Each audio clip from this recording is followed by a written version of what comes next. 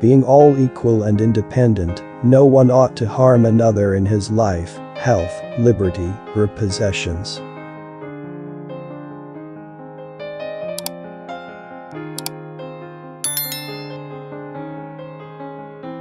Reading furnishes the mind only with materials of knowledge. It is thinking that makes what we read ours.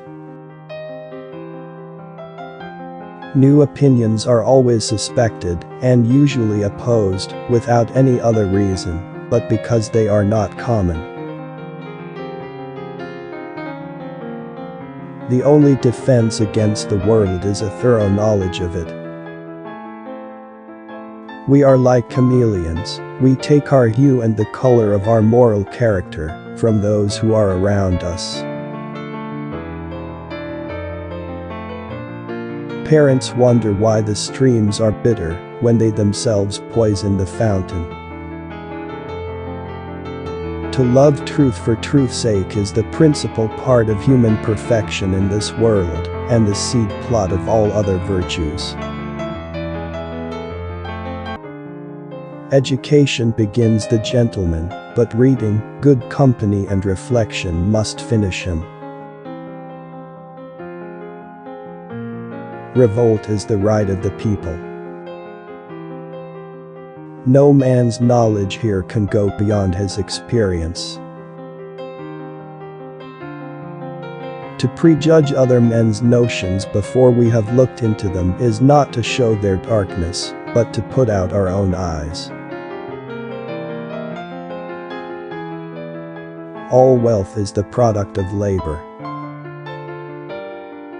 New opinions are always suspected and usually opposed without any other reason, but because they are not already common. No man's knowledge here can go beyond his experience.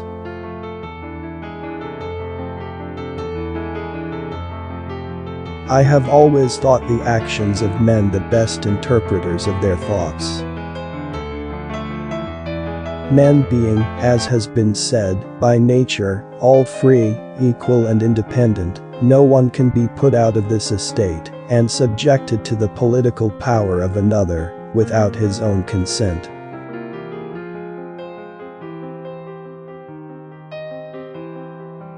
No man's knowledge here can go beyond his experience.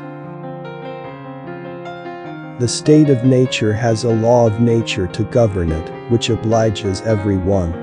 And reason, which is that law, teaches all mankind, who will but consult it, that being all equal and independent, no one ought to harm another in his life, health, liberty, or possessions.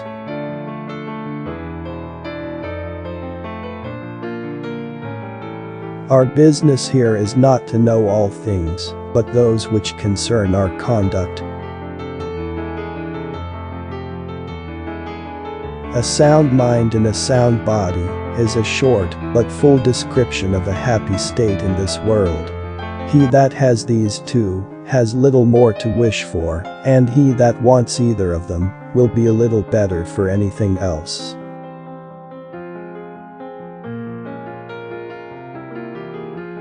The only defense against the world is a thorough knowledge of it. A man has perfect liberty over his conscience. If the magistrate commands what has already been divinely commanded, then the citizen is obliged to obey, and such laws cannot be unjust, for they do not bind a man's conscience or his action.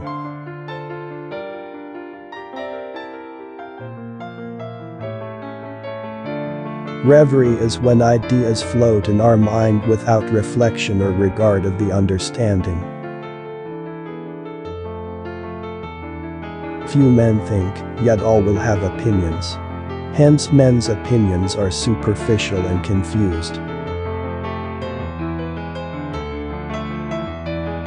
Fortitude is the guard and support of the other virtues.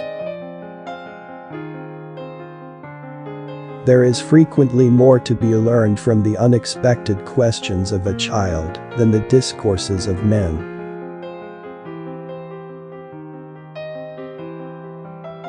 Government has no other end than the preservation of property. Tyranny is the exercise of power beyond right.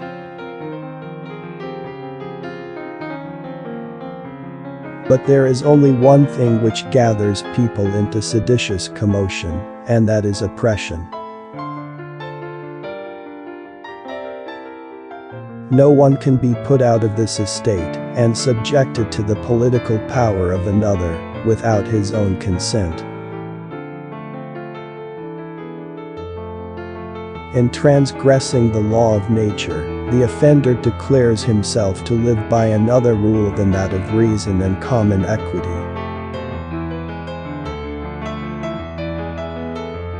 The legislative cannot transfer the power of making laws to any other hands. For it being but a delegated power from the people, they who have it cannot pass it over to others.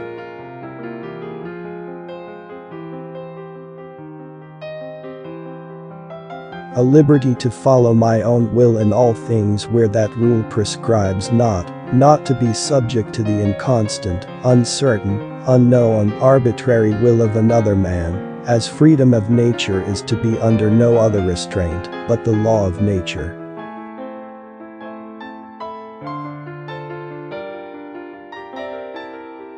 As if when men, quitting the state of nature, entered into society, they agreed that all of them but one should be under the restraint of laws, but that he should still retain all the liberty of the state of nature, increased with power.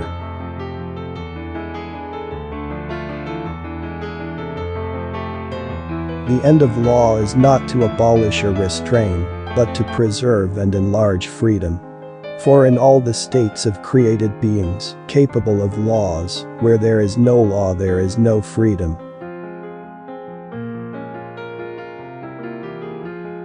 There are 1,000 ways to wealth, but only one way to heaven. Good and evil, reward and punishment, are the only motives to a rational creature. These are the spur and reins whereby all mankind are set on work and guided.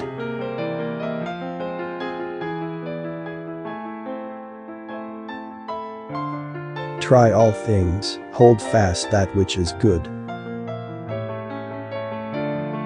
All men are liable to error, and most men are, in many points, by passion or interest, under temptation to it.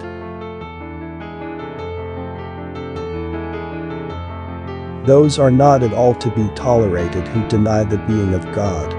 Promises, covenants, and oaths, which are the bonds of human society, can have no hold upon an atheist.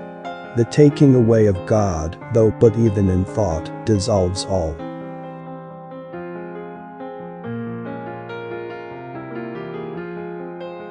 It is one thing to show a man that he is in error, and another to put him in possession of the truth.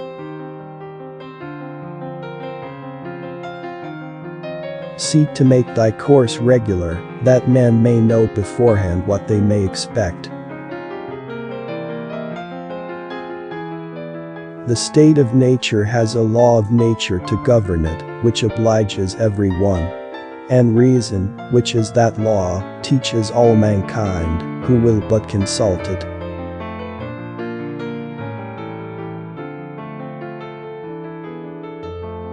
I pretend not to teach, but to inquire.